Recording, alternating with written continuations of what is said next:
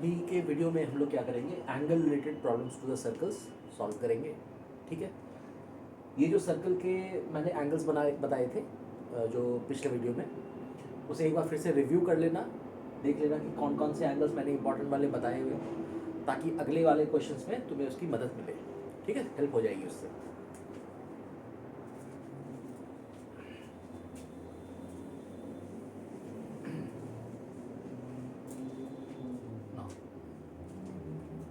NCERT का एक question है और वेरी वेरी इंपॉर्टेंट क्वेश्चन, बहुत बार ये बोर्ड्स में पूछा जाता क्वेश्चन है, बहुत ज़्यादा पूछा जाता है ये क्वेश्चन। क्या है क्वेश्चन, मैं बताता हूँ। Two tangents TP and TQ are drawn to a circle with centre O from an external point T, prove that angle PTQ is twice the angle OPQ। चलो इसको देखते हैं, पहले डायग्राम क्या है और फिर समझते हैं इस क्वेश्चन को सॉल्व कैसे करना है। एक सर्कल दिया हुआ है, देयर इज अ सर्कल, इसका सेंटर O दिया है, एक एक्सटर्नल पॉइंट है T, वहां से दो टैंजेंट्स ड्रॉ करेंगे। हम जानते हैं किसी भी एक्सटर्नल पॉइंट से सर्कल पे कितने टैंजेंट्स ड्रॉ किए जा सकते हैं, दो। एक एक्सटर्नल पॉइंट है T, वहां से दो टैंजेंट्स ड्रॉ किए हैं सर्कल के ऊपर इस तरीके से, और एक ये जो जहां पे ये सर्कल को टच करेगा उसको क्या बुलाते हैं, पॉइंट ऑफ कांटेक्ट। एक पॉइंट ऑफ कांटेक्ट का नाम है P और दूसरे पॉइंट ऑफ कांटेक्ट का नाम है Q, है ना। दो पॉइंट ऑफ कांटेक्ट्स हैं P एंड Q।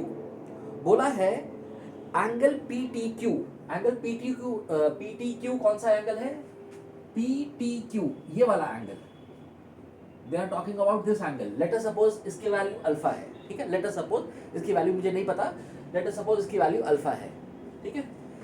इसे प्रूव करना है कि ये एंगल डबल होगा एंगल OPQ के। OPQ कौन सा एंगल है, PQ देखो, PQ है तुम्हारा chord, PQ is the chord. ये जो दो पॉइंट ऑफ कॉन्टैक्ट्स बने थे उनको जोड़ता हुआ जो लाइन सेगमेंट बना वो एक कॉर्ड बना, है ना। PQ कॉर्ड और सेंटर O, यहां से अगर मैं एक रेडियस बना दूं, radius OP and the chord PQ, इनके बीच में जो एंगल बन रहा है that is, let us suppose that is beta, let us suppose that is beta. हमें प्रूव करना है कि ये जो एंगल बीटा बना है, यानी कि रेडियस और इस कॉर्ड के बीच में जो एंगल बना है वो आधा होगा यहां पे बना हुआ एंगल, ये जो दो टैंजेंट्स बने हैं उनके बीच का एंगल, ठीक है। कैसे प्रूव करते हैं इसको, देखो सबसे पहले हमें पता है क्या कि कोई भी अगर सर्कल है उसके ऊपर अगर टैंजेंट बना है और रेडियस को अगर हम ड्रॉ कर दें तो वहां पे टोटल एंगल कितना क्रिएट होता है, 90 डिग्री। हम जानते हैं इस बात को, थ्योरी में हमने सीखा हुआ ये। अगर ध्यान से देखो तो यहाँ पर TP टैंजेंट है और OP एक रेडियस है, यानी कि यहाँ पे जो ये पूरा एंगल बनेगा, ये बड़ा वाला एंगल, वो 90 डिग्री का होगा। इस 90 डिग्री एंगल में इतना हिस्सा, ये जो छोटा सा हिस्सा यहाँ देख रहे हो, उसे हमने कितना अज्यूम किया है, बीटा। अगर किसी टोटल एंगल में से किसी उसके बीच के हिस्से को अगर हटा दिया जाए तो हमें बचा हुआ एंगल मिल जाएगा, यानी यहाँ का एंगल हम प्राप्त कर सकते हैं। यहाँ वाला angle we can know how, कैसे, बड़े वाले एंगल में से इसका जो छोटा पोर्शन है उसे माइनस कर दो। अगर ये टोटल एंगल 90 डिग्री है, क्यों 90 डिग्री है, because radius is always perpendicular to the tangent drawn at the point of contact, है ना।